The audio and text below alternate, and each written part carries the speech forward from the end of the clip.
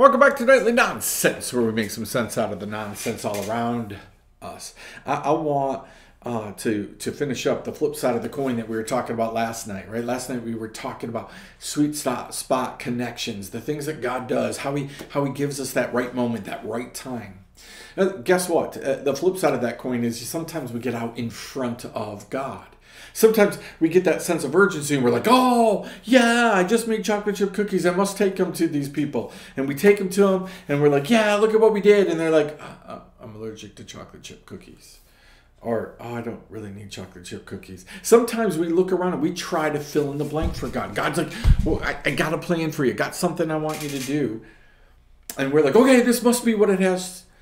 And so we just take whatever it is, right?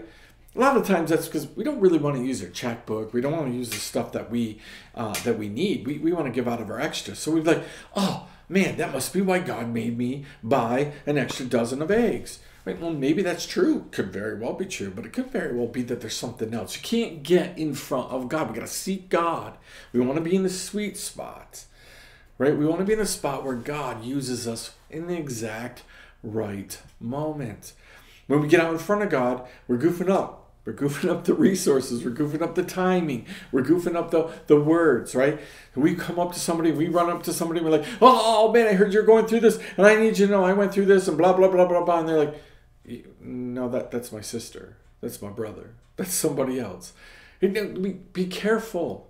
God wants you to team up with him, not run out in front of him. Super dangerous. Right? When we get this sense of urgency that we just don't assume what it is. We don't just assume what we need to be saying. People like me who talk a lot, we can get in a lot of trouble that way. I love it when people say, Andy, you're wise. You're so wise. You know why? Because I've been listening to God. Man, those are fewer moments than when I'm just babbling. But those are great moments when you're actually just literally teaming up with God. And he's giving you a great moment, right? So I want you to chew on that.